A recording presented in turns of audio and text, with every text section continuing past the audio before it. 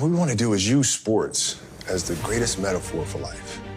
And if we feel like if we can teach kids how to deal with anxiety, how to deal with pressure, how to deal with failure, how to deal with success through sport, then in turn it helps them to become better people, right? So like if you're struggling with something, if your kid's struggling with a bully at school or struggling with taking tests because the pressure is just too much, how do you practice that? Like as a father, you can go to your daughter and your son and say, okay, work your hardest, don't worry about the end result.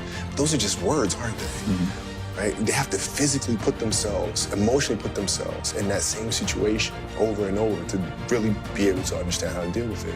And what we're saying is that sports does that for you. So now through sport, when you practice every day and you're playing these games and you have these emotional challenges, you get used to figuring out how to navigate yourself through, which in turn helps you to become a better test taker and vice versa.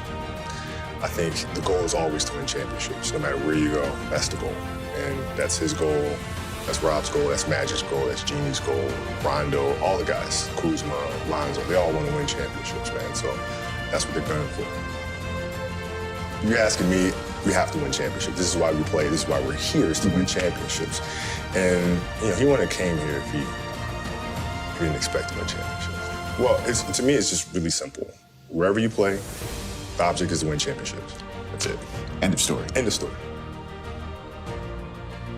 For us athletes, it's really hard to transition from that, right? And I was really personal about it when I wrote Dear Basketball.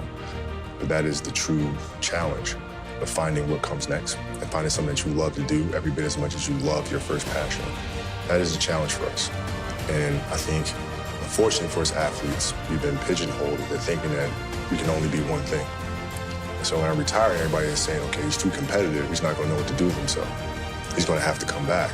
I took that as a personal challenge of them thinking I'm this one-dimensional person, that all I know is how to dribble the ball, shoot the ball, and play basketball and compete at that level. So I took that as a personal challenge. I will never come back to the game, ever. I'm here to show people that we can do much more than that. And creating this business, winning an Oscar, and those are things that are showing other athletes that come after me. No, there's more to this thing. The challenge became, how do I take the lessons that I learned through the game of basketball and translate them into building the studio?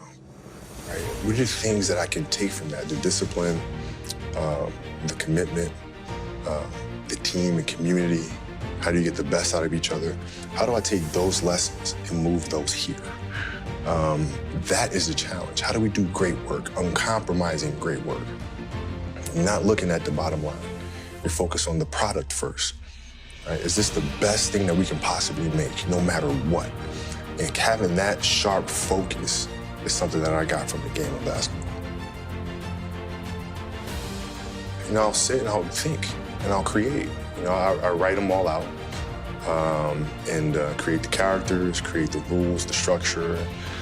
And then you kind of got to go with your gut. You got to go with your gut and see, are we creating something that's been done before? Or is this a project something that nobody's seen before? Mm-hmm. And is it a project that we're not sure that we can do?